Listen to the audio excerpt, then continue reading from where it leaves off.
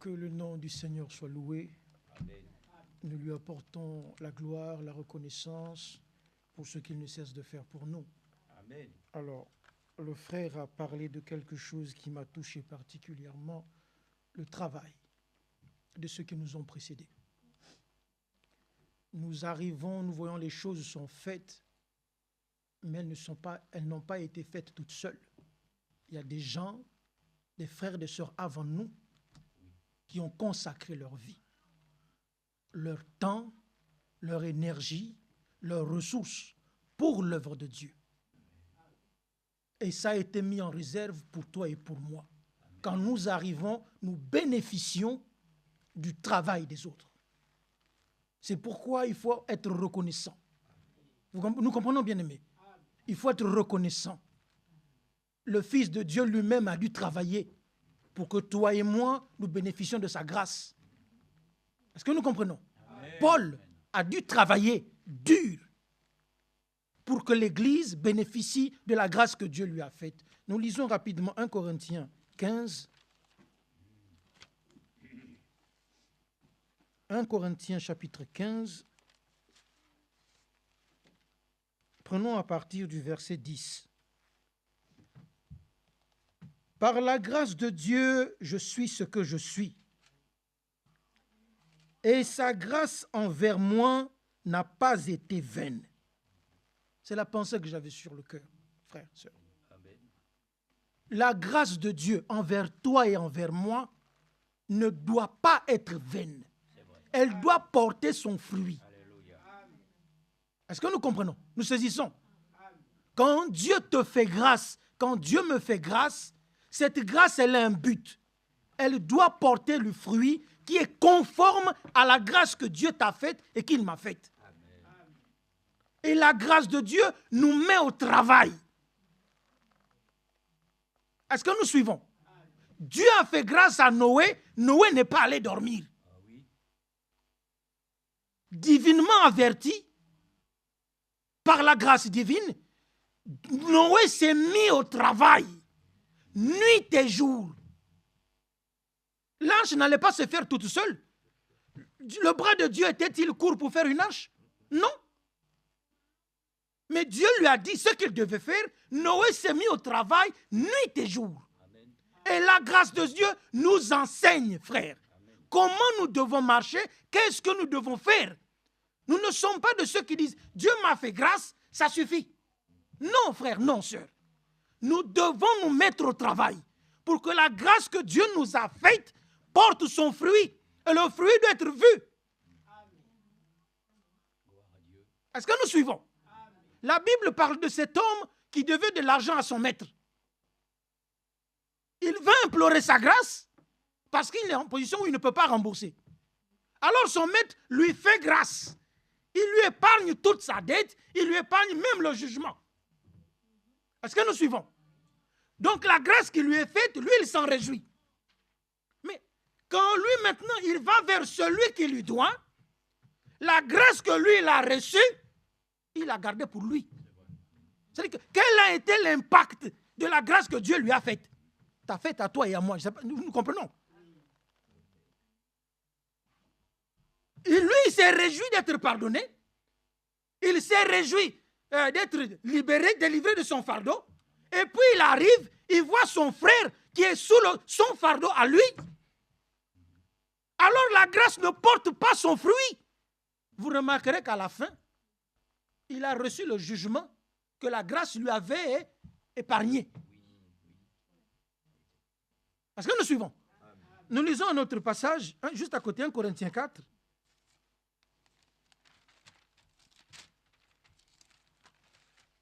1 Corinthiens chapitre 4.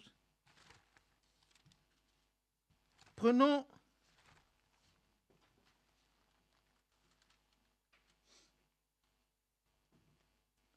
à partir du verset 6. C'est à cause de vous, frères, que j'ai fait de ces choses une application à ma personne et à Apollos, afin que vous appreniez en nos personnes à ne pas aller au-delà de ce qui est écrit. Et que nul de vous ne conçoive de l'orgueil en faveur de l'un contre l'autre. Car qui est-ce qui distingue? qu'as-tu reçu? C'est ça? Alors, dans ma version, qu'as-tu que tu n'aies reçu? Et si tu l'as reçu, pourquoi te glorifies-tu comme si tu ne l'avais pas reçu? Autrement, comme si ce que tu as là, c'est le fruit de tes propres efforts. Est-ce que nous suivons? C'est ça qui fait l'orgueil. C'est-à-dire qu'on oublie que ce qu'on a, c'est Dieu qui nous le donne par grâce. Amen. Comme on pense que ça vient de nous-mêmes, alors on devient orgueilleux. Que le Seigneur nous en garde. Nous suivons. Tout est grâce. Tu te lèves le matin, je me lève, c'est la grâce. On va au travail, c'est la grâce. On a un toit, c'est la grâce. On mange, les enfants sont en santé, c'est la grâce, frère. Tu dors la nuit, ce n'est pas toi et moi qui protégeons nos enfants. Quand tu dors, tu es KO. Voilà. Ton fils, ta fille, elle dort, elle est KO. Tu ne sais pas ce qui se passe en elle. Ni physiquement, ni spirituellement. Mais Dieu, il prend soin. Est-ce que nous comprenons? On se lève le matin, toute la famille va bien. On dit merci Seigneur. C'est ta grâce. Est-ce que nous suivons? Ce n'est pas la sécurité que nous mettons, les vérissures et tout ça. Frère, ça n'a rien à voir. Nous comprenons? La sécurité que nous avons, c'est Dieu qui nous la donne. Nous lisons un dernier passage, on va laisser la place à l'ancien. 2 Corinthiens 6.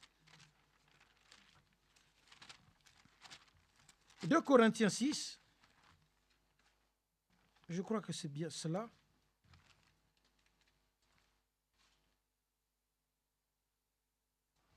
Prenons à partir du verset 1.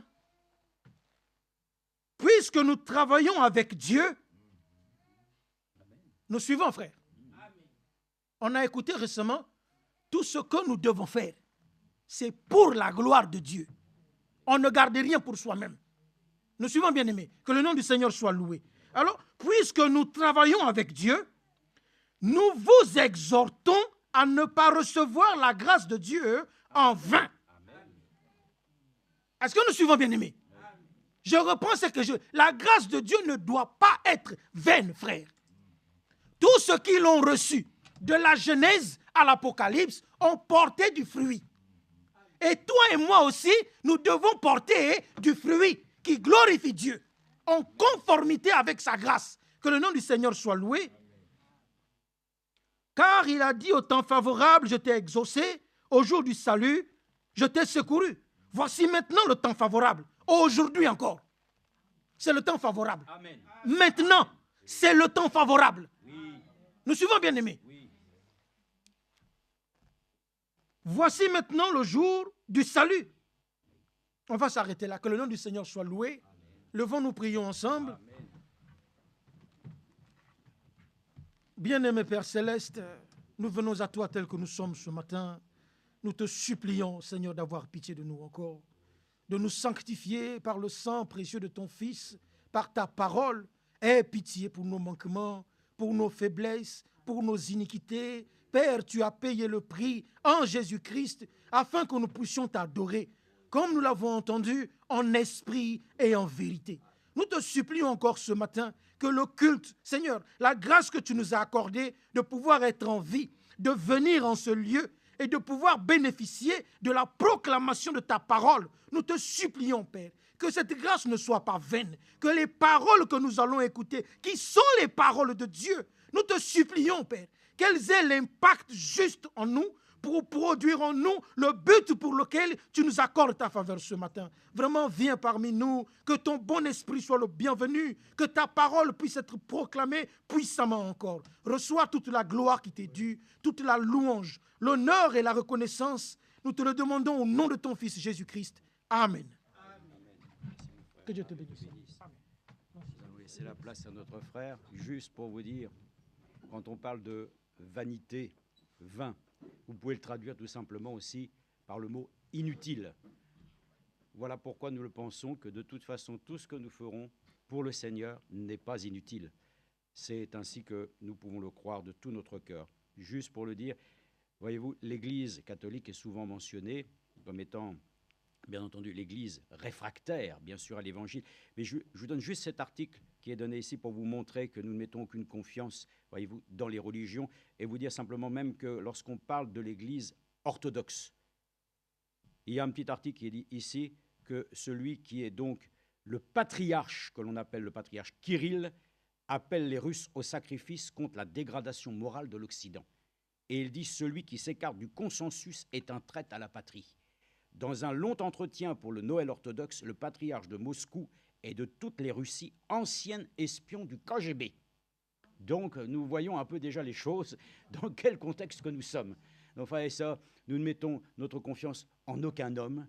Et dans toutes ces religions, voyez-vous, tout se montre comme une puissance, une autorité pour dominer, frères et sœurs, ainsi cette humanité. Nous remercions le Seigneur qu'il puisse maintenant nous accorder la grâce de nous laisser dominer par sa parole. Et que nous soyons ainsi les membres de son royaume. Nous n'avons pas besoin d'être autre chose. Que Dieu bénisse notre frère. Amen.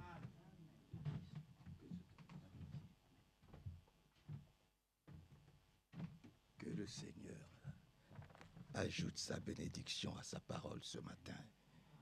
Nous pouvons lui dire un grand merci de ce qu'il est permis que nous puissions être là encore aujourd'hui. Amen. Nous sommes dans des temps assez sérieux de notre préparation.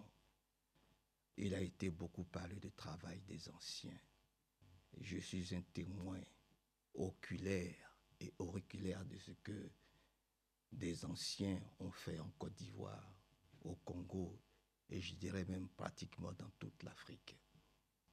Je me rappelle encore combien le frère Raymond Favre, le frère Deprosimo, et que sais-je encore, frère Franck, frère Émile Paya, allaient là-bas dans les forêts africaines, qui à vélo, qui à mobilette, qui en voiture, et que sais-je encore, dans des campements, dans des endroits où il n'y avait pas d'électricité, il n'y avait que des pistes.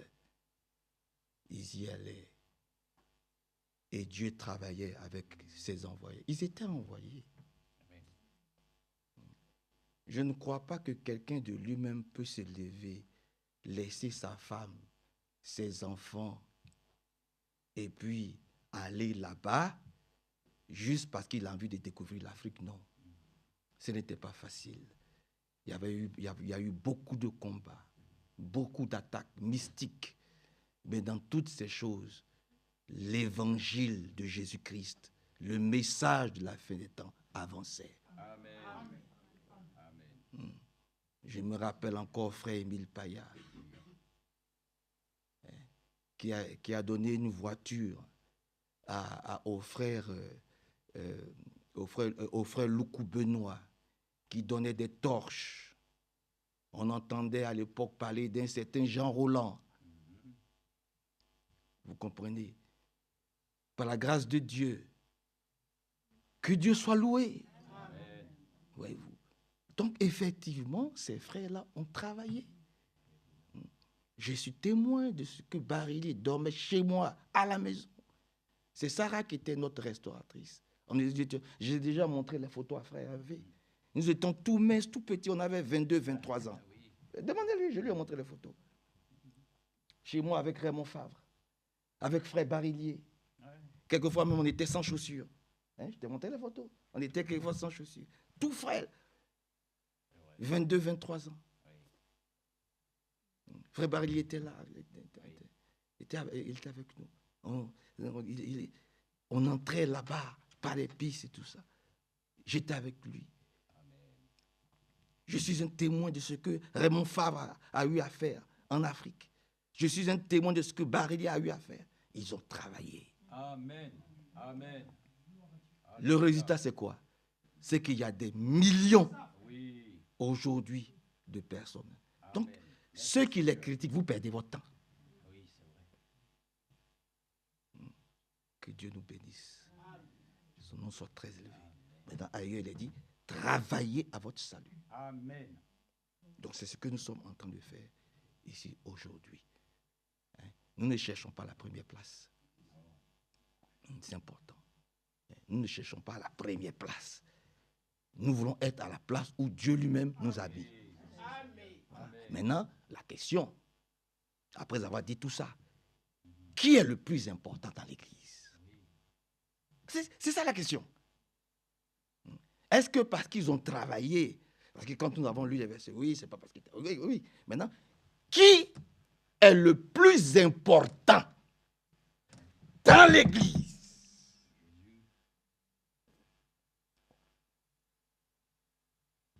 Dans l'Église locale, qui est le plus important? Bon, écoutez, allons voir comment ça s'est passé au temps du Seigneur Jésus-Christ lui-même. Allons dans Luc 22. Comment les disciples se comportaient dans Luc 22, dans le livre de Luc au chapitre 22. Luc chapitre 22. Qui est le plus important dans l'Église? Et comment devons-nous travailler pour recevoir justement notre récompense? Luc chapitre 22. On peut commencer à partir du verset 24. Luc chapitre 22, verset 24. La Bible dit, et je vais le lire, vous allez voir comment les hommes sont. Même quand ils sont disciples, vous allez voir comment ils sont. Et que Dieu nous aide, nous tous. Hein? Que Dieu nous aide. C'est pour ça que je dis souvent, quand on t'envoie aller pour un travail, quand on t'envoie, il faut savoir t'envoyer. Là où c'est important, quand on t'envoie là, faire quelque chose, il faut savoir t'envoyer. Regardez ce qui est dit ici. Dans le livre de Luc, à partir du verset 24. Les disciples se mirent à se disputer vivement pour savoir lequel d'entre eux devait être considéré comme le plus important. Je recommence. Je recommence. La Bible dit, les disciples du Seigneur Jésus-Christ, ils se sont mis à se disputer vivement pour savoir, entre eux, là, les 12, là, qui était le plus important. Que Dieu ait pitié de nous. Vous pensez que vous pensez que cette chose-là est finie? Ce n'est pas fini. Vous pensez que parce qu'on a parlé de Barley, Barley est le plus important? Vous pensez... Regardez, c'est de ça que nous sommes en train de parler. Les disciples se mirent à se disputer vivement pour savoir lequel d'entre eux devait être considéré comme le plus important. Jésus leur dit, les rois qui commandent leur peuple en maître et ceux qui exercent le pouvoir se font appeler bienfaiteurs. C'est ça. Je n'ai même pas besoin d'expliquer ça.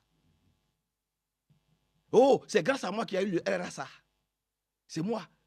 C'est quand j'ai été ministre qu'il y a eu le RSA. Oh, c'est moi qui ai fait qu'il y a eu les APL. Oh, c'est moi qui ai... Ça. Chacun, quand il passe à un ministère, il essaie de prouver ou de montrer que c'est grâce à lui qu'il y a eu telle chose qui a été établie dans l'Église. Ce n'est pas ça qui est important. Vous êtes avec moi. Vous êtes avec moi. Vous êtes là.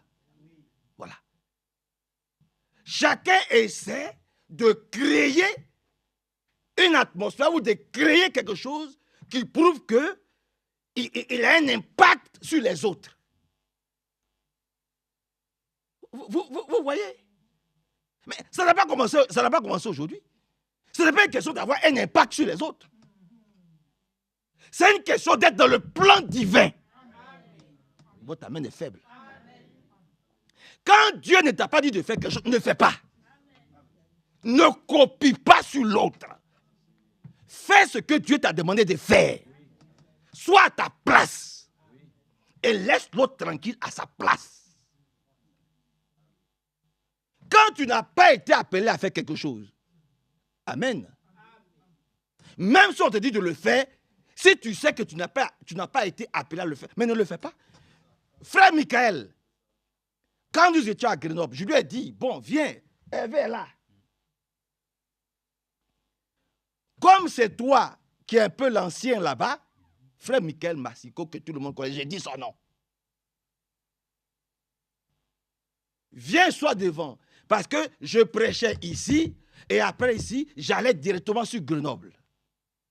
Je lui ai dit, mais prends les choses en main quand je ne suis pas là. Parce qu'il va y avoir des moments où je suis fatigué, où je travaille, etc. Il m'a dit, mais frère Marcy, je n'ai pas été appelé à prêcher. Je lui ai dit, mais essaie. Il a essayé. Après, il m'a appelé. il m'a dit, frère Manassé, il faut que tu viennes parce que je ne suis pas appelé. Ce n'est pas mon ministère, je n'ai pas le don de faire cela. Il ne s'agit pas de venir s'arrêter ici, prendre des versets bibliques, les lire, et puis être... Il a dit, je ne le fais pas, je n'ai pas été appelé. Gloire à Dieu. Voilà un vrai homme. Voilà un vrai chrétien. Quand il sait qu'il n'a pas été appelé à faire quelque chose, il ne le fait pas. Il ne cherche pas à imiter, à copier. Il reste tranquillement à sa place. Il se tait. Parce que c'est quand tu n'es pas à ta place, quand tu veux essayer d'imiter, de copier l'autre, c'est ça qui crée des divisions et des palabres, des querelles dans l'église. Vous n'aimez pas quand on vous prêche comme ça. Mais ça, c'est la parole de Dieu. Ce n'est pas des paroles pour flatter. C'est ça l'évangile de notre salut. Et que Dieu nous aide et que Dieu nous bénisse. Donc ils se sont mis à se disputer pour rien. Permettez que j'avance un peu. Maintenant il dit, verset 26. Mais il n'en va pas ainsi pour vous. Au contraire, le plus important parmi vous doit être comme le plus jeune. Et celui qui commande doit être comme celui qui sert. Oh, voilà. C'est lui qui est le plus important. Dans l'église, c'est celui qui sert. Voyez-vous? C'est celui qui se met à la tâche. Quand on lui confie une tâche, mais il a fait bien, pas pour plaire à l'homme, mais il fait cette tâche-là pour plaire à Dieu. Il a le droit de dire, ah, la tâche que vous me confiez là, je ne sais pas la faire, je ne saurais pas la faire. Ce n'est pas ma place. Je ne peux pas faire cette tâche-là pour vous plaire, vous les hommes là. Amen. Amen. Que Dieu nous aide. Amen. En effet, qui est le plus important? Celui qui est à table ou celui qui sert?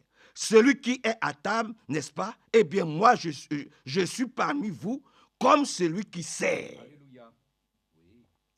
Oui. Ouais, ce qu'il dit. Jésus-Christ est venu comme celui qui sert. Il est venu comme un serviteur. Il est venu et puis il est même allé jusqu'à laver les pieds de ses disciples. Ah oui. Amen. Voyez-vous. Que Dieu vienne à notre secours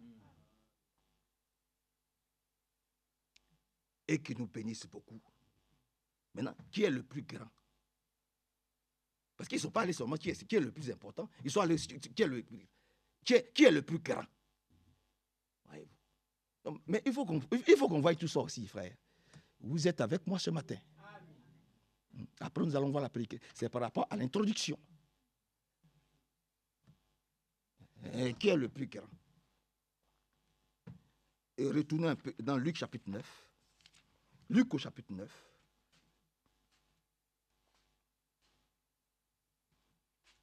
Là, il ne se disputait plus, mais il se posait des questions. Amen. Que Dieu soit loué. Il ne se disputait plus, mais il se posait des questions. Amen. Vous êtes là. Accordez-moi quelques minutes. Qui est le plus important? Ils se sont battus là-bas. Le Seigneur les a calmés. Il a dit, vous là, si vous voulez être grands, là, servez-vous les uns les autres. Servez-vous les uns les autres. La façon dont Émile Paya a servi le Seigneur là, soyez comme lui. Voilà. La façon dont il a consacré sa vie au Seigneur, c'est comme ça. C'est là, vous serez grands là-bas. Après, ils ont commencé maintenant à s'interroger. À partir du verset 46. 9,46. Les disciples se mirent à s'interroger. Lequel d'entre eux était le plus grand? Vous voyez? Oh Jésus, aie pitié de nous. C'est pour briser tout esprit d'orgueil en nous. Que Dieu nous aide. Hein? Il veut savoir qui est le plus important, qui est le plus grand. Vous perdez votre temps. Maintenant, là, ils ont dit, mais qui est le plus grand? Jésus savait ce qui les préoccupait. Leur préoccupation, ce n'était pas d'aller au ciel. Leur préoccupation était charnelle, était terrestre. À Lyon, ici, là. Le nom de qui on doit prononcer. Quand on parle de Lyon, est-ce qu'on doit dire le nom des vrais? Est-ce qu'on doit dire le nom des menacés? Le nom de qui? C'est ça leur préoccupation. Leur propre publicité. Il faut qu'on parle d'eux. Il faut qu'on les voie. Dans Lyon, là, c'est eux. C'est ça qui les préoccupait. Au lieu de se préoccuper, comment je vais être baptisé du Saint-Esprit? Au lieu de se préoccuper, les brebis que le Seigneur a mis à notre charge, comment est-ce qu'elles broutent? Où est-ce qu'elles broutent? Qu'est-ce qu'elles mangent? Dans quel état sont-elles? Est-ce qu'elles sont en bonne santé? Est-ce qu'elles se portent bien? Non. Qui va être le chef? Qui va être le plus grand? C'est bon comme ça. Frère Nino, c'est bon comme ça. Que Dieu nous aide, frère Nino. C'est pas bon. Maintenant, Jésus savait que ça les préoccupait. Regardez sa réponse.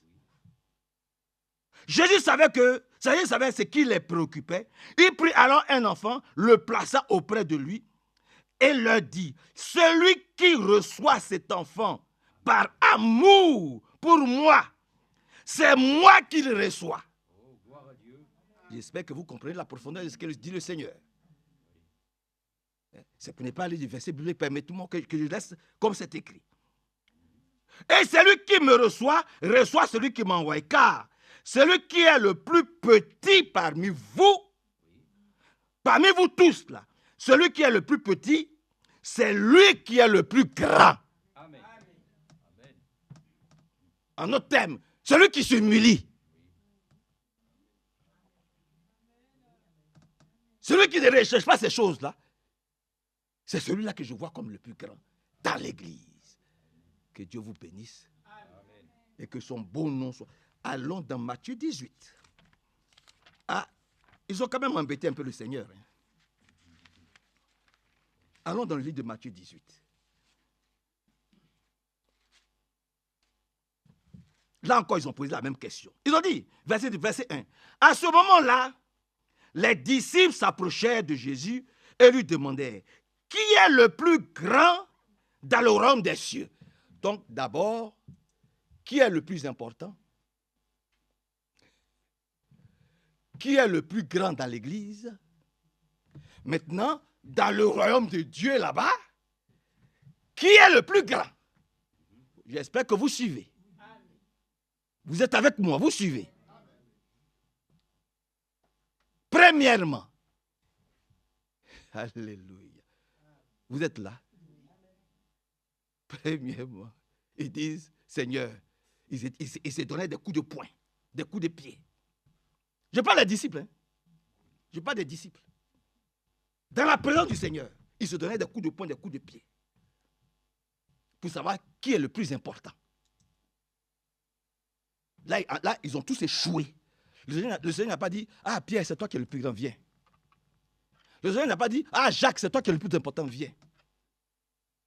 Il dit, si vous voulez être grand là, servez-vous les uns les autres. Amen. Humiliez-vous les uns les autres. Voyez l'autre au-dessus de vous.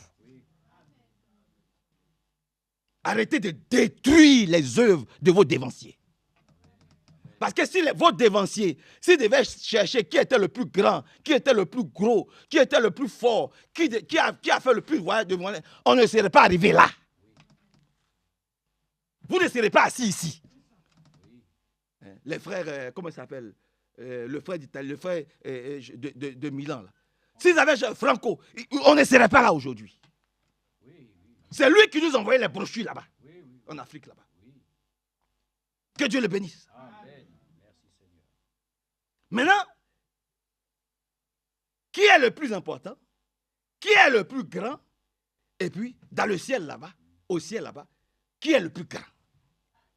Il dit, à ce moment-là, les disciples s'approchèrent de Jésus et lui demandaient, qui est le plus grand dans le royaume des cieux? Jésus appela encore un enfant, le plaça au milieu d'eux et dit, je vous le déclare, c'est la vérité, si vous ne changez pas de comportement pour devenir comme des enfants, vous n'entrerez pas dans le royaume des cieux. Le plus grand dans le royaume des cieux est celui qui s'abaisse et devient comme cet enfant. Amen. Et celui qui reçoit un enfant comme celui-ci, par amour pour moi, c'est moi qui le reçois. Mieux pour lui. Voyez, maintenant, descendons un peu. Verset 6. Celui qui détourne de Dieu un de ses petits enfants qui croit en moi, il vaudrait mieux pour lui qu'on lui attache au cou une très grosse pierre et qu'on le noie. Donc, frères, faisons attention à nos prédications, à nos agissements, à nos attitudes, à nos comportements lorsque nous sommes avec les frères. Ne détournons pas les frères du message biblique que nous avons reçu en cette fin des temps. Ah oui. Ouais. Ne détournons pas les enfants de Dieu du message que nous avons reçu. Que Dieu nous bénisse. Allons rapidement, parce que ce n'est pas la prédication, au chapitre 23. Chapitre 23, verset 9. Il dit ici, chapitre 23, verset 9, n'appelez personne sur la terre votre Père, car vous n'avez qu'un seul Père, celui qui est au ciel. Dites Amen. Ne vous faites pas non plus appeler guide, car vous n'avez qu'un seul guide, le Christ Jésus. Amen. Le plus grand parmi vous doit être votre serviteur. Celui qui s'élève lui-même, celui qui s'élève lui-même sera abaissé. Mais celui qui s'abaisse lui-même, mais il sera élevé. Autant convenable, Dieu va l'élever. C'est ça qu'il s'agit. C'est lui qui se lève. Parce qu'il croit qu'il est quelqu'un dans l'église, il va être abaissé. Mais celui qui s'abaisse et qui laisse Dieu l'élever, mais il va être béni. Gloire à Dieu. Et quand on va dans Matthieu chapitre 5, dans le livre de Matthieu au chapitre 5, Matthieu au chapitre 5, on peut lire Matthieu au chapitre 5, on peut commencer à lire à partir du verset 17. Matthieu 5, 17. J'espère que vous aimez la parole de Dieu. Amen. Vous êtes avec moi ce matin. Matthieu chapitre 5, verset 17. Ne pensez pas que je sois venu supprimer la loi de Moïse et l'enseignement des prophètes. Non. Je ne suis pas venu pour les supprimer, mais pour leur donner tout leur sens. Amen. Amen. Je vous le déclare, c'est la vérité. Jusqu'à ce que le ciel et la terre passent, ni la plus petite lettre, ni le plus petit détail ne seront supprimés de la loi. Et cela jusqu'à ce que tout se réalise. On peut dire amen à cela. Verset 19. C'est pourquoi celui qui rejette même le plus petit des commandements et qui enseigne autre chose à faire, de même sera appelé le plus petit. C'est-à-dire tous ceux qui sont en train de donner des faux enseignements et qui suivent des faux prophètes. Tous ceux qui vont encore brouter là-bas chez les pentecôtistes, chez les méthodistes, qui peuvent se mettre encore en train d'écouter des choses. Oh, qu'est-ce que c'est beau! Oh, qu'est-ce que ce pasteur méthodiste? Qu'est-ce que ce pasteur pentecôtiste? Oui, je suis allé. Oh, quand il m'a imposé les mains. Oh, qu'est-ce que je me suis senti bien. C'est de ça que nous sommes en train de parler. Tu vas être appelé la plus petite dans le royaume des cieux. Ou tu vas être appelé le plus petit dans le royaume des cieux. Il faut que toi et moi, nous sachions ce que nous voulons. Ou nous sommes l'épouse du Seigneur Jésus-Christ, ou on ne l'est pas. Ou nous sommes sortis du pentecôtisme, ou nous sommes sortis du méthodisme, ou nous sommes sortis de l'islam, ou on n'est pas sortis. Mais on ne peut pas avoir un pied dans l'islam et puis un pied dans le message. On ne peut pas avoir un pied dans le pentecôtisme et un pied... Oui, frère Manassé, dis ce que tu veux. Oui, non, je ne dis pas ce que je veux, je suis en train de te dire. Ce que toi et moi, il faut que nous sachions ce que nous voulons. C'est ce que je suis en train de vous dire. Il faut choisir. Amen. Il faut choisir. Ou tu retournes chez les pentecôtistes, tu as les 2 pieds dedans. Tu broutes là-bas tranquillement. Tu suis scrupuleusement ce que le pasteur pentecôtiste te dit, ou tu laisses ça, tu coupes. Et puis tu viens, tes 2 pieds sont ici dans le message. Mais tu ne peux pas avoir un pied chez les pentecôtistes, un pied chez les méthodistes, et puis un pied, tu ne peux pas toujours devant ta télévision ou sur Internet en train de regarder ce que les pentecôtistes prêchent. Il y a un problème, frère. L'esprit qui t'anime, il n'est pas bon. C'est vrai. Que Dieu vienne à notre secours et que son grand nom soit loué. Verset 19. C'est pourquoi celui qui rejette même le plus petit des commandements et qui enseigne aux autres à faire de même sera appelé le plus petit dans le royaume des cieux. Mais celui qui les applique et qui enseigne aux autres à faire de même, celui-là sera appelé grand dans le royaume des cieux. Car, je vous le dis, si vous n'êtes pas plus fidèles, à la volonté de Dieu que les pentecôtistes, que les méthodistes, que les baptistes, tous les istes et tous les pharisiens du message, si vous n'êtes pas plus fidèles à eux, vous n'entrerez pas dans le royaume des cieux. Voilà, c'est tout. Vous n'entrerez pas dans le royaume des cieux. Que le Seigneur vraiment vienne à notre secours et qu'il ôte tous les vêtements sales. Qu'il nous tâche encore. Dites Amen. Je vous sens très calme aujourd'hui. Dites, donnons notre plus beau Amen à Dieu, frère. Et que Dieu nous bénisse. Amen. Voilà. Qu'il ôte lui-même tous nos vêtements sales, comme il a fait pour le comment il s'appelle, pour Josué, le souverain sacrificateur. Ne mélangez pas, hein.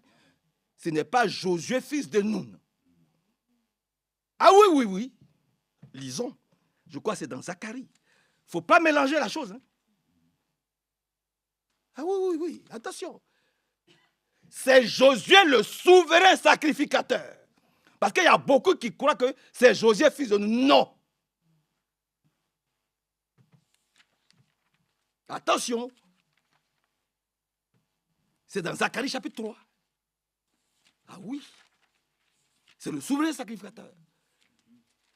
Il peut y avoir plusieurs Josué, il peut y avoir plusieurs Manassé. Hein. Mais il faut savoir lequel. Ah oui. Que Dieu nous bénisse. Que Dieu nous bénisse.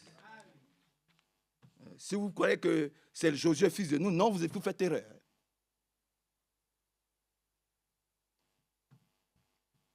Josué, souverain sacrificateur.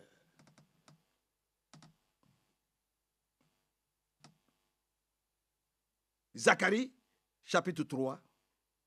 Le Seigneur me fit voir le grand sacrificateur. Voilà comme c'est écrit. Amen. C'est écrit comment dans ta version, frère?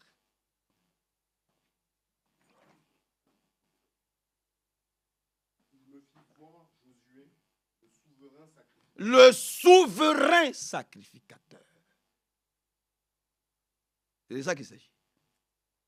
Le Seigneur me fit voir Josué. Chez moi, c'est Yoshua. Le souverain sacrificateur debout devant l'ange du Seigneur. L'ange du Seigneur, c'est Dieu lui-même. Amen. Oui. Suivons, soyons attentifs. Satan se tenait à la droite de Joshua pour l'accuser. Vous comprenez, frère?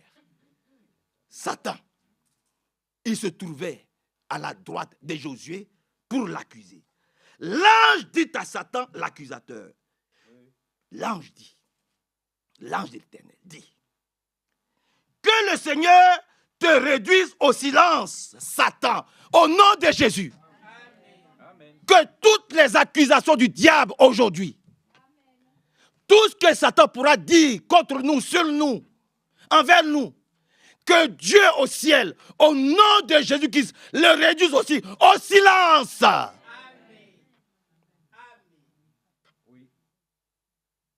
Alléluia. En tout cas, pour cette année 2026, que Satan soit réduit au silence nous concernant dans cette église de Lyon. Qu'il nous laisse tranquilles. Lisons un peu. Satan se tenait à la droite de Joshua pour l'accuser.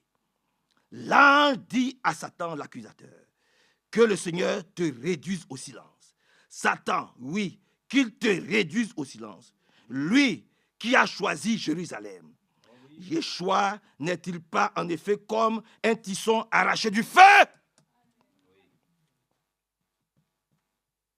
C'est ce que toi et moi nous sommes. Par la grâce de Dieu.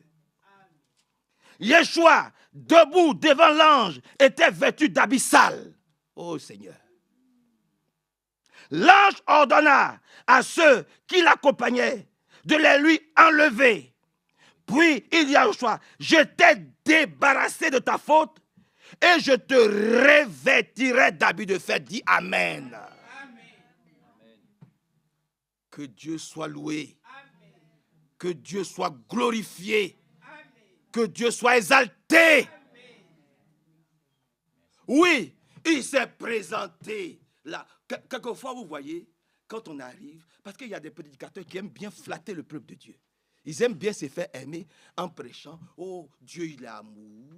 Ouais. Dieu, tes péchés te sont pardonnés. Et puis, comme il est souverain sacrificateur, il croyait que lui aussi, en tant que prédicateur, il n'avait pas de péché, il n'avait pas de défaut.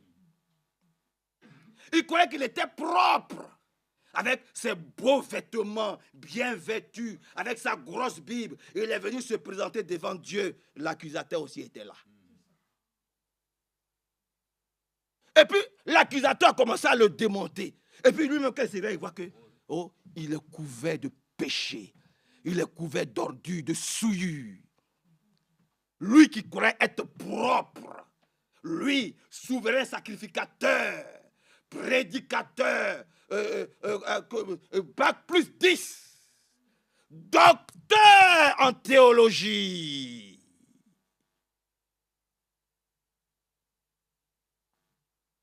Le jour où il est arrivé devant le Seigneur, oh, je suis dans le message depuis 40 ans. On m'a toujours dit, je suis propre, je suis pur. Oh, ma robe est lavée dans le sang de l'agneau. Oh Seigneur. Et puis le jour où il se prend devant, il voit qu'il est tout sale. Il voit qu'il est crasseux, tout sale. Et puis Satan lui rappelle ses fautes. Mais il avait un avocat, là, qui a payé le prix à Golgotha. Oh, votre amen est faible. Je ne suis pas dans un cimetière, j'espère.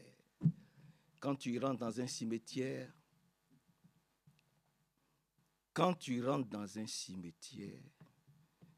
si tu veux crier, marche sur les tombes.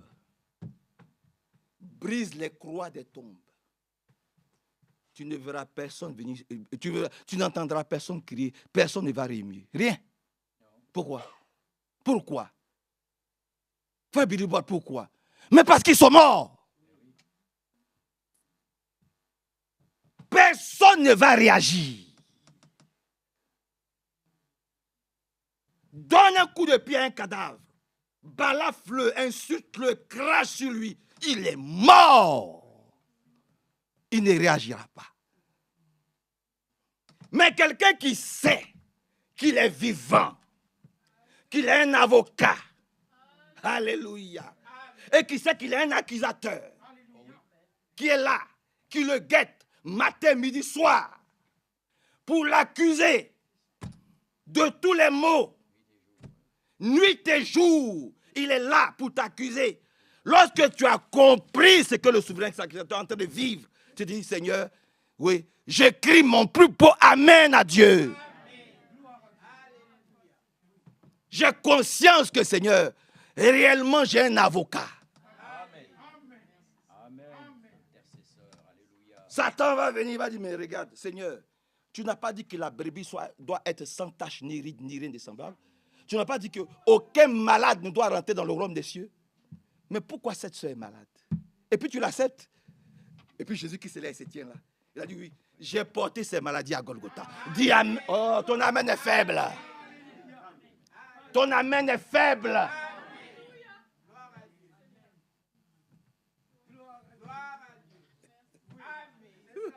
C'est ça. Tu as compris? Est-ce que tu as compris? Tu viens comme ça devant. Oh, Satan va dire, mais regardez comme il est sale. Mais celui-là, c'était un voleur, c'était un menteur. Il n'a pas su éduquer ses enfants. Regardez comme il va te faire voir toutes tes iniquités. Il va faire voir tout. C'est-à-dire, lui-même, il va te voir toute la souillure. Il va te faire voir ça. Et puis, il y a un qui est là, qui se tient. L'ange de l'Éternel est là. Il dit, j'ai payé le prix pour elle. J'ai payé le prix pour lui. J'ai déjà tout porté pour lui. Satan, tais-toi. Je te réduis au silence. Seigneur, je te réduis au silence. C'est ce que nous sommes. C'est l'évangile de notre salut que nous avons reçu. Et il a dit, ôtez-lui le vêtement sale. Seigneur, que notre vêtement sale soit ôté maintenant. Au nom du Seigneur Jésus-Christ. Alléluia. Alléluia. Alléluia. Alléluia. Yeshua, debout devant l'ange, était vêtu d'habits sales. Oui, nous sommes encore couverts de nos maladies. Nous sommes encore couverts de nos souillures, de nos handicaps, de nos péchés, de tout ce que vous pouvez imaginer. Mais sachez une chose, aujourd'hui Dieu nous dit, oh, ton péché est ôté au nom du Seigneur Jésus-Christ. Toute la souillure, toute la saleté est ôtée. Voilà pourquoi est-ce qu'il est venu pour toi et moi. Et toi et moi, nous devons l'accepter. Si nous voulons voir notre guérison, nous devons accepter cela. On va accepter cela. Et aujourd'hui même, tu es guéri. Parce que Satan a été réduit au silence. À cause de toi. Satan a été réduit au silence. Que Dieu soit loué. Allons dans Ézéchiel. Vous êtes avec moi. On peut lire un peu Ézéchiel 36. J'ai fini. Il est 10h45. Amen. Lisons un peu Ézéchiel 36. Lisons Ézéchiel au chapitre 36.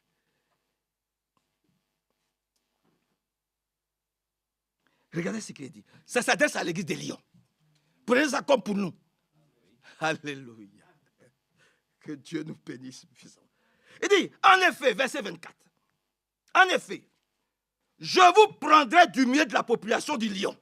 Dites Amen. En effet, je vous prendrai du milieu des populations et des lieux où vous étiez, où vous vous trouviez avant. Si vous étiez méthodiste, si vous étiez pentecôtiste, si vous étiez bouddhiste, si vous étiez païen, quoi que musulman, quoi que vous soyez, je vous prendrai du milieu de ces populations-là, de ces lieux-là. Dans tous ces cimetières où nous étions, ces tombeaux blanchis de catholicisme, du pentecôtisme, où nous avons été trompés pendant des années, dans ces lieux-là. Il dit, c'est là-bas que j'irai vous prendre. Comment se fait-il que nous aimons encore aller là-bas? Que Dieu nous aide. En effet, je vous prendrai du milieu des populations de ces lieux où vous vous trouviez avant.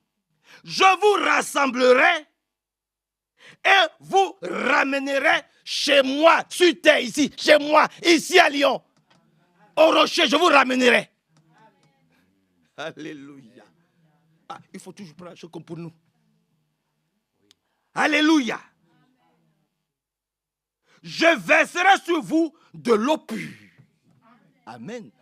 Le message est comme une eau pure. Amen. Qui nous lave de toute souillure. Mais pourquoi nous ne l'aimons pas? Amen. C'est trop simple. Hein. Comme dit le frère Branham, le message est trop simple. C'est trop simple. Et puis c'est trop facile. Le message, il est simple, il est facile. De toute façon, il n'y aura pas un diacre ou je ne sais pas comment, je les mets tous, on dit prédicateur plein droit. Hein? Dans chaque quartier, hein, il y a ce qu'on appelle la classe méthodiste. Et il y a un prédicateur plein droit, c'est ce que j'étais. Donc, c'est lui qui coordonne, par exemple, la vie de Vénitieux. Il n'y a pas ça. Celui qui coordonne tout, c'est le Saint-Esprit. Alléluia. Maintenant, lorsque tu ne l'as pas reçu, le Saint-Esprit, tu peux vivre comme tu veux. Tu peux faire ce que tu veux. Tu peux aller où tu veux. Ça ne va pas te gêner. Ça ne va pas te déranger. Tu vas vivre, c'est-à-dire, tu vas vivre une double. Tu aimes la parole de Dieu. Tu aimes le milieu chrétien. Pourquoi? Parce que là-bas, on ne te dérange pas, on ne t'embête pas. C'est pour ça que tu viens. On ne va pas te dire, oui, est-ce que tu as payé ta dîme? Oui, est-ce que tu as fait des offrandes? Il ne va pas voir quelqu'un qui est toujours derrière toi. C'est pour ça que tu aimes venir ici. Parce que ici, tu te sens tranquille, tu te sens libre de faire ce que tu veux. C'est pas vrai, hein? Ici, là, ce n'est pas menacé, ce n'est pas élevé, c'est le Saint-Esprit. C'est lui qui est au contrôle de ta vie. C'est lui qui est au contrôle de nos vies. Voilà. Ici, on te dit, fais toi-même ton expérience. Celui qui t'a appelé là. Amen. Celui qui t'a appelé, tu dois l'expérimenter. Personnellement. Que Dieu nous aide et que Dieu nous bénisse et que son beau nom soit encore très élevé. Je verserai sur vous de l'eau pure qui vous purifiera. Amen. Seigneur, merci. Qui vous purifiera. Oui, je vous purifierai de toutes vos souillures et de toute votre idolâtrie. Ben, je n'ai pas entendu votre amen. Autrement, votre amen était... Alors, je suis obligé de recommencer. Parce que moi, quand Dieu me dit qu'il me lave de toutes mes souillures, de toutes mes malédictions et de toute mon idolâtrie. Parce qu'avant, j'étais idolâtre. J'adorais tellement Wesley. Tout le temps, Wesley a dit. Oh, après, on a adoré Branham. Et aujourd'hui, il y en a qui adorent, frère Franck, ils n'adorent pas Jésus. Alléluia. Et maintenant, il y en a qui s'adorent eux-mêmes. Faut pas toucher à mon moi. Orgueilleux. Ils ne sont pas encore brisés. Ne touche pas à mon ego. Faut pas toucher à mon ego. Faut me laisser là où je suis. Je sais ce que j'ai à faire. Non, frère.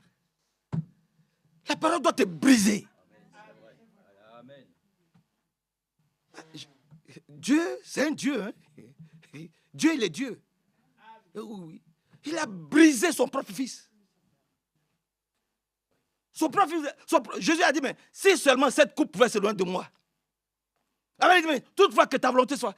C'était tellement dur que sa sueur était mêlée de sang. Mais il fallait que... Dieu n'a pas perdu. Mais écoutez, il fallait qu'il soit brisé à cause de nous, à cause de nos péchés. Amen. Il fallait qu'il réduise Satan au silence. C'est de ça qu'il s'agit. Donc ici, il dit, permettez-moi que je relise encore un peu et que Dieu vous bénisse. Amen. Amen. Voulez-vous que je relise un peu? Le verset 24, je vais le trouver, qui nous dit ici, il dit, verset 27, je mettrai en vous mon esprit. Amen. Donc, je vais remonter un peu. Il est 10h50. Donc, on a encore un peu de temps. On a encore un peu de temps. Donc, que Satan nous laisse tranquilles, avancer tranquillement. Verset 24. 36, 24. Il dit, en effet, je vous prendrai du milieu des populations et des lieux où vous vous trouvez, je vous rassemblerai et vous ramènerai sur votre terre. Dans le lieu où nous devons être, c'est-à-dire ici, en train de nous préparer pour la rencontre de notre Dieu. Je verserai sur vous de l'eau pure qui vous purifiera. Oui, je vous purifierai de toutes vos souillures et de toute votre idolâtrie. Dis Amen. Verset 26. Je vous donnerai un cœur nouveau. Je mettrai en vous un esprit nouveau. J'enlèverai votre cœur de pierre et je vous donnerai un cœur de chair. Pour que vous puissiez accepter que le Seigneur Jésus-Christ a tout porté pour vous. Amen. Tu n'es pas malade. Et je recommence. Hein, c'est Kabibi. Tu as dit le 31 que tu as senti que quelque chose est sorti de toi. Tu t'es senti délivré quand je prêchais ici. Que Dieu te bénisse. Que Dieu te bénisse. Il faut que ça soit aussi pareil. Il faut que la maladie qui se cache en toi, il faut qu'elle sorte. Sa place n'est pas en toi.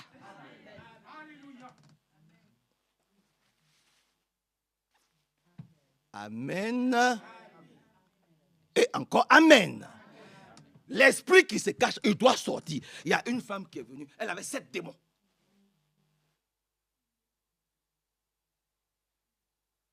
Amen. Mais 7 démons. Et puis elle est venue, elle s'est jetée aux pieds du Seigneur. Alléluia. Et puis, elle a commencé à se repentir. Et puis il y avait un certain Simon qui était là. C'est pas Simon Pierre. Voilà. C'est un autre Simon. Un pharisien. C'était chez lui. Jésus qui va chez tout le monde. Il allait chez Simon. Et puis là-bas, Simon dans son cœur, il disait, mais si seulement celui-là savait qui est devant lui, il n'aurait même pas salué, il n'aurait même pas permis même qu'elle casse ce parfum, qu'elle le touche. Jésus, il savait. Ce que Simon pensait. Il savait. Il savait. Amen. Et Simon, depuis que je suis arrivé ici, mais tu n'as pas lavé mes pieds. Hein. C'est-à-dire que c'est comme si tu n'as pas de problème. Simon, depuis que je suis rentré ici, là, depuis que je suis en train de parler, là, j'ai l'impression que cela ne te dit rien. Cela ne te secoue. Mais il faut que le cœur de pierre qui est dans ta poitrine, là, il faut qu'aujourd'hui, ce cœur de pierre soit changé en cœur de chair. Pour que la parole de Dieu puisse entrer dans ta vie.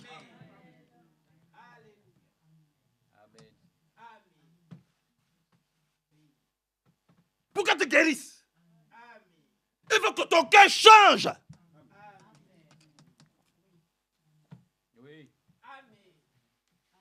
Simon, depuis que je suis en train de parler, oh jeune fille, jeune homme, depuis que je suis en train de parler, ton cœur est fermé. Parce que tu regardes à frère Manassé. Tu regardes à frère Hervé. Regarde à Jésus. Et l'acte qu'il a posé pour toi à Golgotha, tu n'es pas malade.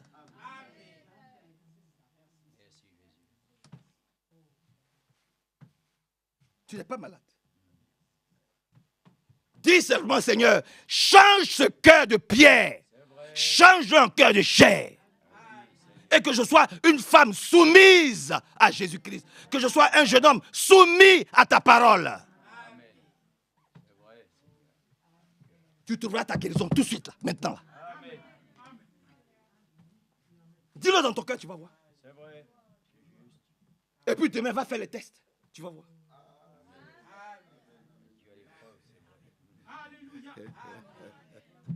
Que Que Dieu nous bénisse. Que son beau nom soit loué, célébré, glorifié, exalté. Oh, que Dieu nous bénisse. Je vous donnerai un cœur nouveau. Amen. Ce cœur nouveau, je le veux. Je le veux au-dessus de tout. Je le veux plus que tout. Seigneur, donne-moi un cœur nouveau. Le cœur que toi tu veux que j'ai. C'est le cœur que je veux. Donne-le moi. Parce que c'est dans ce cœur-là, il dit, je vous donne, et j'enlèverai votre cœur de pierre. Je dis oui, Seigneur. Ôte mon cœur de pierre. Le cœur qui te résiste. Le cœur qui rejette ta parole. Le cœur qui rejette ta guérison. Je ne veux plus de ce cœur-là. Change mon cœur, Seigneur. Amen. Change nos cœurs. Amen. Il dit, je vous donnerai un cœur de chair. Verset 27. Je mettrai en vous mon esprit. Mais sans l'esprit de Dieu, comment voulez-vous que nous fassions? On ne peut rien faire. C'est-à-dire que c'est nous-mêmes, on se conduit. Vous comprenez? C'est nous-mêmes, on se conduit. Donc, nous nous demandons, Seigneur, aide-nous, donne-nous ton esprit, par la grâce de Dieu. Je mettrai en vous mon esprit. Je vous rendrai ainsi capable d'obéir à mes commandements. Si Dieu ne met pas son esprit en nous, nous ne serons jamais capables de lui obéir, d'obéir à notre mari. Nous serons toujours tête en l'air. On nous prend à gauche, à droite. Oh, laisse-moi vivre ma vie. Mais je suis ton mari. Oui, tu es mon mari. Jamais tu ne vas écouter ton mari. Il va te dire 1, tu vas dire 2. Il va te dire 2, tu vas dire 3. Tu vas aimer personne sauf toi-même.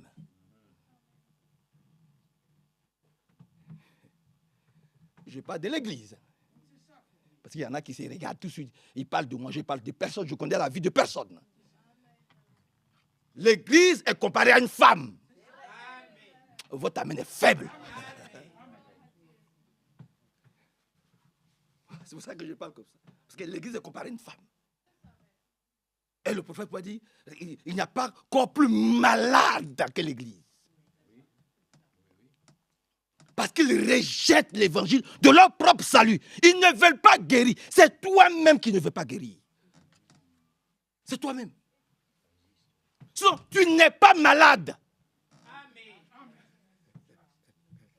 Alléluia. Alléluia.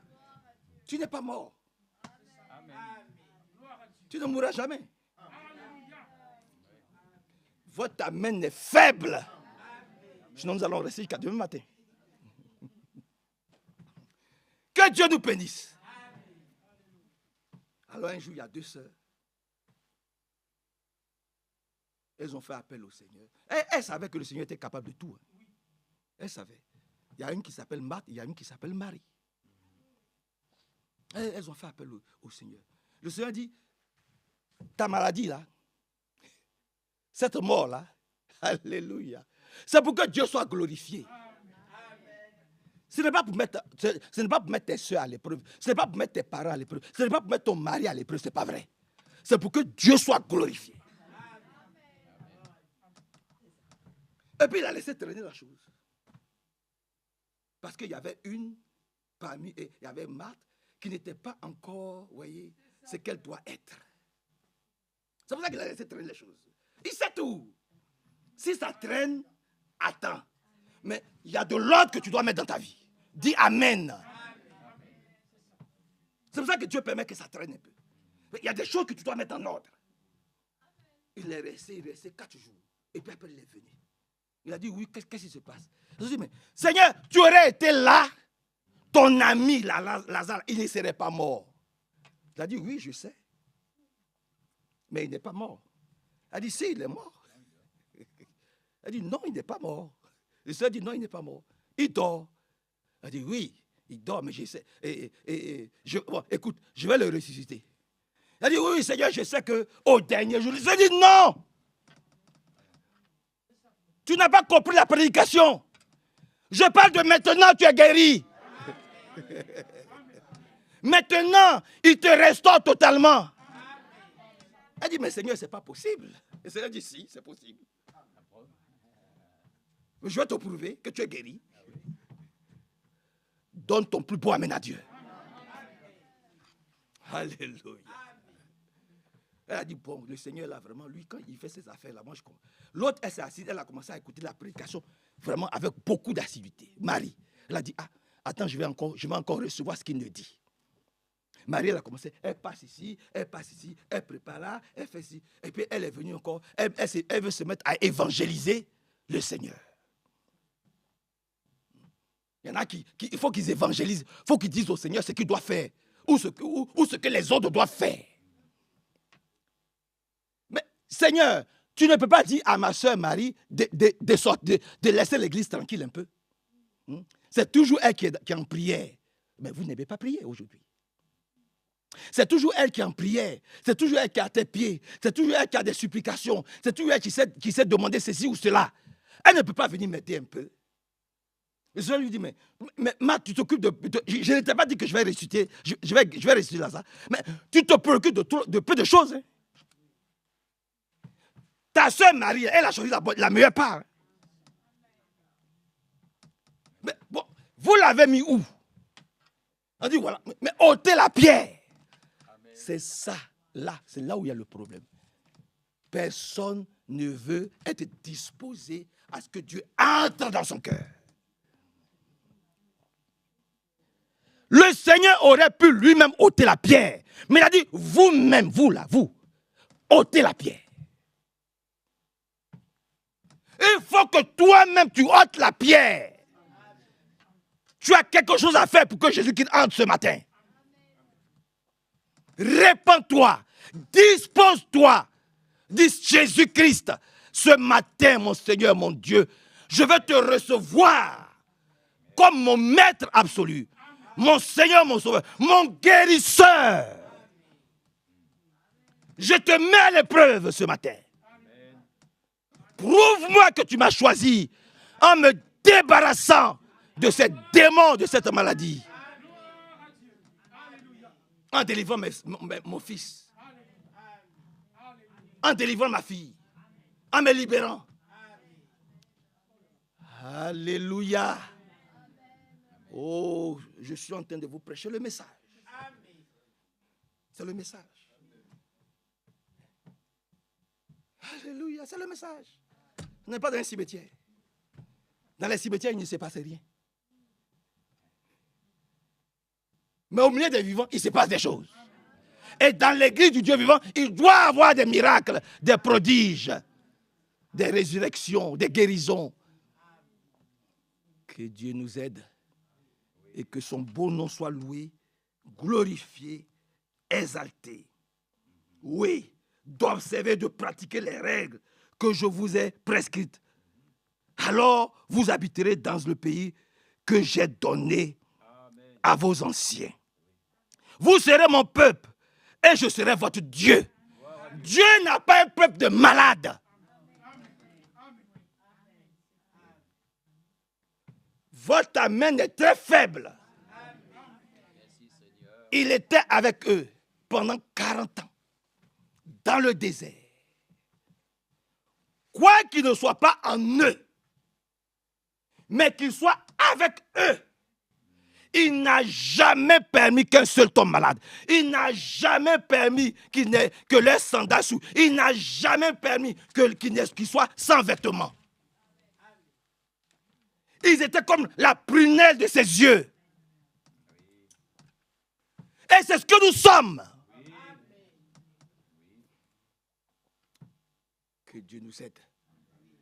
Et que son bon nom soit loué, glorifié et exalté. Dans le livre des Psaumes. Non. Allons dans Ésaïe. Allons dans le livre d'Ésaïe 64. Voyons, mon frère Hervé, ce qui est écrit dans Ésaïe, chapitre 64. Avant d'aller, allons dans Ésaïe, frère. Frère Hervé, allons dans Ésaïe 64. Amen. Prenons à partir du verset 5. Ésaïe 64, vous avez trouvé? Oui. Lisons ce passage aussi avec joie. Je laisse le Seigneur me conduire. Que Dieu vous bénisse. Amen. Ésaïe 64, verset 5. Regardez ce qu'il dit. Nous sommes tous impropres à ton service. Vous êtes d'accord avec ça? Oui. Voilà. C'est pour ne pas que quelqu'un de nous s'élève, quoi qu'il est important. On n'est pas important. Hein, frère Billy Paul, on l'a dit, on n'est pas important. On n'est pas important. Nous sommes tous impropres à ton service. Il dit, nous sommes comme un objet impur. Maintenant, il dit, et toutes nos belles actions, j'ai parlé de beaucoup de nos actions, toutes nos belles actions sont aussi répugnantes qu'un linge taché de sang. Alléluia. Toutes nos belles actions sont même répugnantes. C'est-à-dire, quoi que tu fasses, tu dois pouvoir dire, je suis un serviteur inutile. Donc, ne pensez pas que nous sommes en train de nous élevons, ou nous croyons que nous sommes devenus. Non. Ça là, c'est pour nous. C'est pour ça que je me permets de lire ça. C'est pour nous. Ouais. Toutes nos belles actions sont aussi répugnantes qu'un linge taché de sang. Nos fautes nous emportent tous comme les feuilles mortes balayées par le vent. Il n'y a plus personne pour s'adresser à toi, pour se ressaisir et s'attacher à ton car. Tu refuses de nous voir et tu nous as livrés, découragés au pouvoir. De quoi? Au pouvoir de nos fautes. Vous voyez? Au pouvoir de nos fautes. Pourquoi? Mais parce que nous ne voulons pas changer.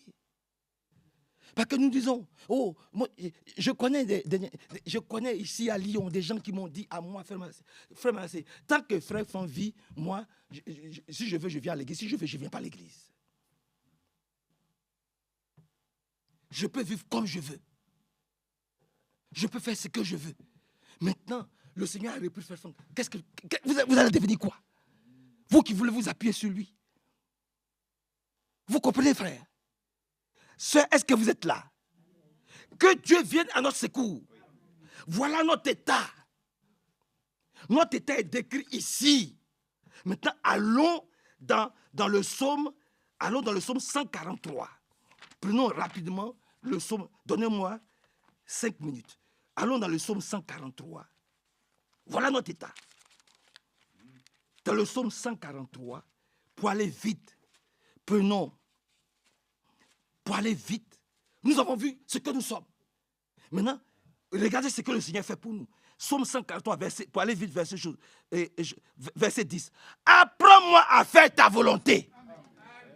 Maintenant que tu as décrit dans Ésaïe 64 ce que je suis, maintenant, Seigneur, toi-même, et ça, c'est ma prière. Seigneur, apprends, amen. Apprends-moi à faire ta volonté, car tu es mon Dieu. Amen. Mais je peux même monter un peu plus haut, frère Hervé. Je peux monter, je peux commencer à partir. Hein? Je peux monter même à partir du verset 8. Dès le matin, fais-moi entendre ta bonté. Dis Amen. Amen. Oui. Dès le matin, fais-moi entendre ta bonté. Car je mets ma confiance en toi. Fais-moi connaître le chemin que je dois suivre. Amen. Je vous sens faible ce matin. Que Dieu nous aide. Allons-y à la maison avec ces versets. Je reprends. Dès le matin, fais-moi entendre ta bonté. Car je mets ma confiance en toi. Fais-moi connaître le chemin que je dois suivre. Car je me tourne vers toi. Seigneur, délivre-moi de tous mes ennemis. Au nom de Jésus-Christ. Seigneur, délivre-moi de tous mes ennemis. Près de toi, je suis à l'abri. Maintenant, apprends-moi à faire ta volonté, car tu es mon Dieu. Que ton Saint-Esprit me guide avec bienveillance sur un terrain, mais sans obstacle. Amen. Puisque tu es le Seigneur, rends-moi la vie éternelle. Au nom de ta justice, tire-moi de la détresse. Au nom de ta bonté, anéantis tous mes ennemis. détruis tous mes adversaires, car je suis ton serviteur. Je suis ta servante. Détruis toutes les maladies qui rongent ma vie. Détruis toutes les épreuves. Tous les esprits qui m'attaquent, qui m'agressent. Seigneur, détruis tout. Parce que quand nous allons dans 1 Pierre, il est dit, le Seigneur Jésus-Christ est venu pour détruire toutes les œuvres du diable. Et la maladie est une œuvre diabolique. Alléluia. C'est pour ça que je dis, tu n'es pas malade. Ton amen est faible, tu n'es pas malade. Si tu le désires aujourd'hui même, tu vas sauter comme une gazelle. Et c'est sa parole. Ah, moi, je l'accepte. Hein. Moi, je l'accepte. Si tu le veux, tu vas sauter comme le professeur agrégé. Les deux, ils vont venir, ils vont dire, mais quoi? Mais on ne voit rien. Oh, permettez que je ne donne pas les exemples du frère Branham. Sinon, on ne va pas s'en sortir. Permettez. Avançons un peu. Allons dans 2 Timothée. Et puis peut-être que nous allons prier.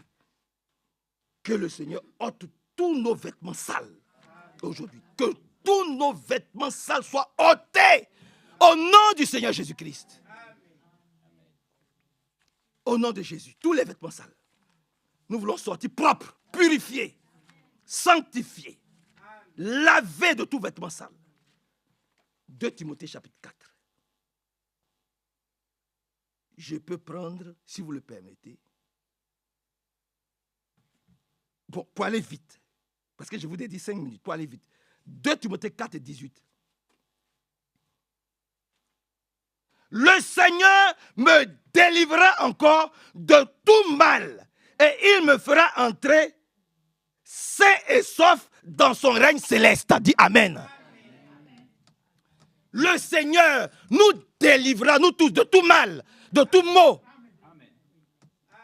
de toute maladie, de toute impureté, de toute souillure, de toute malédiction.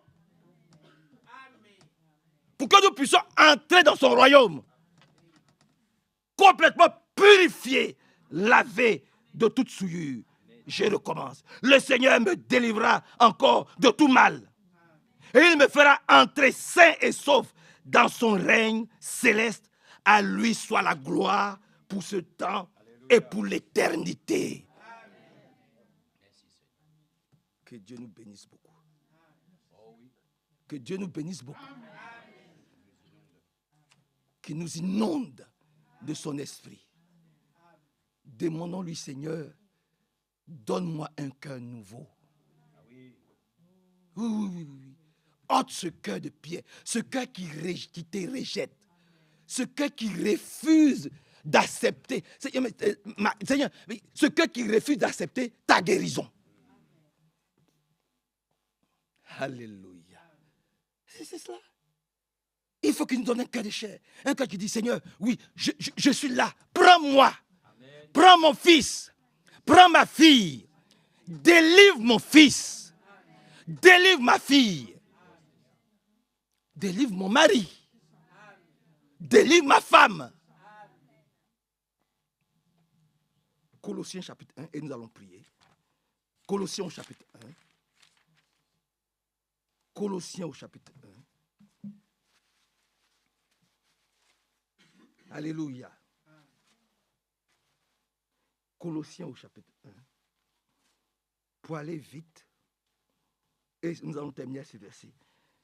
Remerciez avec joie Dieu. Vous êtes d'accord? Remerciez avec joie Dieu le Père. Il vous a rendu capable d'avoir part au bien qu'il réserve aux hommes qui lui appartiennent. Reprends, frère, dans ta version. Lève-toi, lis fort. Parce que je pense que c'est avec ce verset que nous allons aller à la maison de tous. Hein, frère Joseph? Tu es d'accord avec cela? Alléluia. Rendez grâce au Père qui vous a rendu capable d'avoir part à l'héritage des saints dans la lumière. Vous avez compris? Est-ce que vous êtes d'accord avec cela? Je recommence un peu ici. Il dit, remerciez avec joie. Amen. La Bible dit, soyez toujours joyeux. Elle dit, remerciez avec joie Dieu, le Père. Il vous a rendu capable d'avoir part au bien qu'il réserve aux personnes qui lui appartiennent à lui seul. C'est-à-dire, ce que Dieu a de plus beau, de plus merveilleux. Amen. Dieu lui-même, c'est qu'il a son héritage. Il a réservé ça aussi pour toi, sœur Christiane. Il a réservé ça aussi pour moi. C'est ça, il a dit, Paul dit, mais remercions-le. Parce que nous n'avons pas à l'héritage de tous les saints. Il a réservé cela pour nous. Amen. Que Dieu soit loué, glorifié et exalté. Remerciez avec joie Dieu le Père. Il vous a rendu capable d'avoir part au bien qu'il réserve aux personnes qui lui appartiennent pour vivre dans la lumière. Il nous a en effet arrachés à la domination des ténèbres.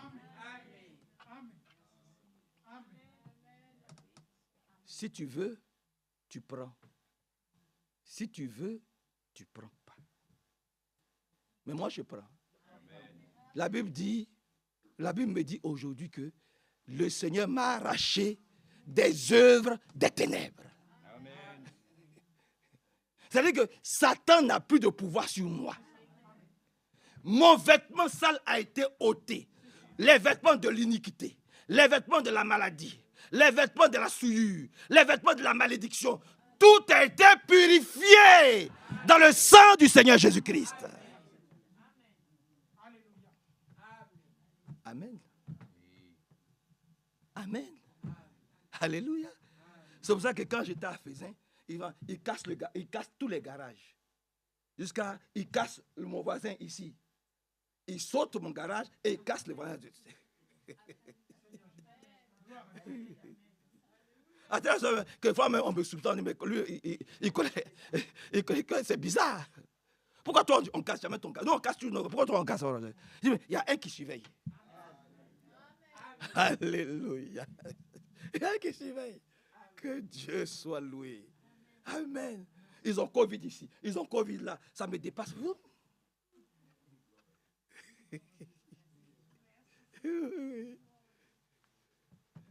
Tiens, salut.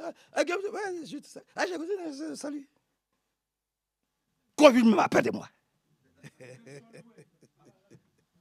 Alléluia. Que Dieu soit loué. Dieu soit glorifié. Dieu soit exalté. Dieu soit célébré. Et qu'il soit très élevé. Parce que nous sommes co-héritiers avec Christ.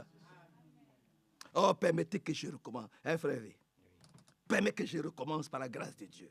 Il a dit, remerciez avec joie Dieu, le Père.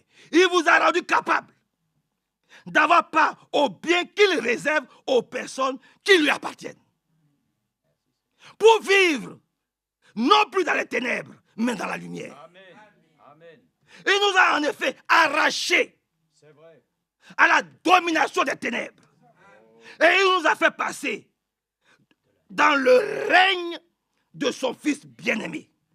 C'est par lui que nous sommes délivrés du mal. Et que nos péchés, alléluia, c'est par lui que nous sommes délivrés du mal. Et que nos péchés nous sont pardonnés. Que Dieu vous bénisse.